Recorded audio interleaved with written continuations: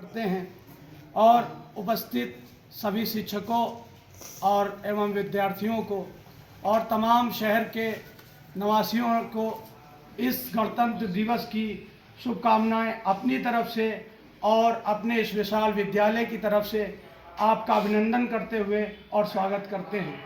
आपको पता है कि आज 26 जनवरी 1950 के दिन हमारे देश में कानून लागू हुआ था। 15 अगस्त 1947 को हमारा देश आज़ाद हुआ था। उसके 2 साल 11 महीने और 18 दिन के बाद कड़ी मेहनतों के बाद डॉक्टर भीमराव अंबेडकर साहब ने इस कानून की स्थापना की थी, जो कि इससे पहले हम लोग ब्रिटिश सरकार के गुलाम थे और इस 2 साल के बाद हम लोगों ने उन्हीं के कानून पर अमल किया। लेकिन 26 जनवरी 1950 के बाद हमारा जाति कानून इस धरती पर लागू हुआ और हमने अपने कानून के तहत सांस लेना शुरू कर दी। और आज के दिन पूरे देश वर्ष में हम लोग इस दिन बहुत उत्सव के साथ मनाते हैं, क्योंकि आज का ही वो दिन था जिसकी वजह से आज हम लोग खुली हवा में सांस ले रहे हैं। और आज ही के दिन उन जवानों को याद करते हुए हम उनकी बारगाह में श्रद्धांजलि पेश करते हैं, क्योंकि अगर वो ना होते तो हम लोग इस खुली हुई सांस में हवा न ले पाते। और उनकी कुर्बानियों को हम लोग याद करते हैं और याद करके इस दुनिया को बताते हैं कि देखो, जो कुर्बानी देता है वो बड़ा होता है, उसे हर वक्त याद रखना चाहिए। और हमारी इस वतन से दुगनी मोहब्बत इसलिए है कि एक रिवायत मैं पेश कर रहा हूँ कि नाम पेश कर रहा हूँ, यज़दोजद जो ईरान के बादशाह थे, उनकी 2 बेटियां थी और उनके एक का नाम मेहरबानो था और एक का नाम शहरबानो था। मेहरबानों की शादी राजा चंद्रगुप्त मौर्य से हुई, जो कि हिंदुस्तान के रहने वाले थे, और शहरबानों की शादी इमाम हुसैन अलैहिस्सलाम से हुई। और जब इमाम हुसैन करबला के मैदान में पहुंचे तो उन्होंने एक खत जहां इमाम जनाब हबीब को लिखा था, वहीं एक खत राजा चंद्रगुप्त मौर्य को लिखा था।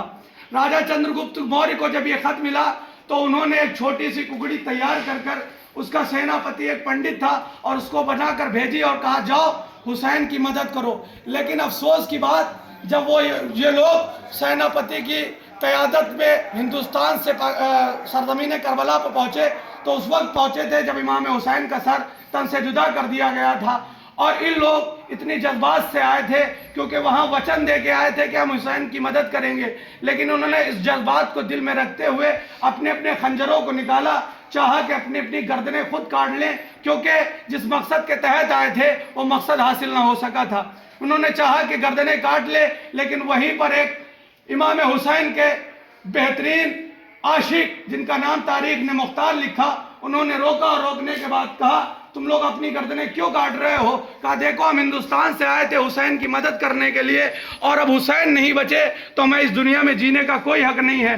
तो इमाम हुसैन के उस जाबाज चाहने वाले ने कहा देखो, हम भी उसी हुसैन के आशिक हैं और मेरा एक मिशन है, और वो मिशन ये है कि हम हुसैन के कातिलों से उनका बदला लेना चाहते हैं। अगर तुम चाहते हो, हुसैन के तहत तुम्हारी कुछ मोहब्बत है तो मेरा साथ दो। तो उन लोगों ने मिलकर इमाम हुसैन के कातिलों से बदला लिया। वो कोई मुसलमान नहीं थे, बल्कि माथे पर तिलक लगाए, कांधे पर चने डाले, हिंदुस्तान से गए हुए वो विद्वान योद्धा थे जिन्होंने करबला की सरजमीन पर इमाम हुसैन के कातिलों से बदला लिया। और तारीख ये भी बताती है कि जब बदला लिया तो जनाब मुख्तार ने उनसे ये भी कहा कि अगर आप यहाँ रुकना चाहें तो यहाँ भी रुक सकते हैं और हिंदुस्तान जाना चाहें तो हिंदुस्तान जा सकते हैं। तो उसमें से कुछ साथी वहीं रुक गए थे और कुछ हिंदुस्तान वापस चले आए थे। ये इसीलिए हमारा हिंदुस्तान हमें इसलिए और भी अजीज़ है क्योंकि इमाम हुसैन ने यहाँ आने की तमन्ना की थी।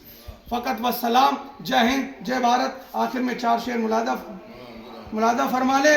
खूब बहती है अमन की गंगा बहने दो, खूब बहती है अमन की गंगा बहने दो, मत फैलाओ देश में दंगा बहने दो, मत फैलाओ देश में दंगा बहने दो, लाल हरे रंग में ना बांटो हमको, मेरे छत पर एक तिरंगा रहने दो, मेरे छत पर एक तिरंगा रहने दो। हवेली झोपड़ी सबका मुकद्दर फूट जाएगा। हवेली झोपड़ी सबका मुकद्दर फूट जाएगा अगर ये साथ हिंदू मुस्लिमों का छूट जाएगा। अगर ये साथ हिंदू मुस्लिमों का छूट जाएगा। दुआएं कीजिए हम में प्यार के रिश्ते रहें कायम। दुआएं कीजिए हम में रहे प्यार के रिश्ते कायम। ये रिश्ता टूट जाएगा तो भारत छूट जाएगा। ये रिश्ता टूट जाएगा तो भारत फूट जाएगा। ईंट पर ईंट रख दो महल बड़ा बन जाएगा। अच्छे अच्छे काम करो देश बड़ा बन जाएगा। जय हिंद।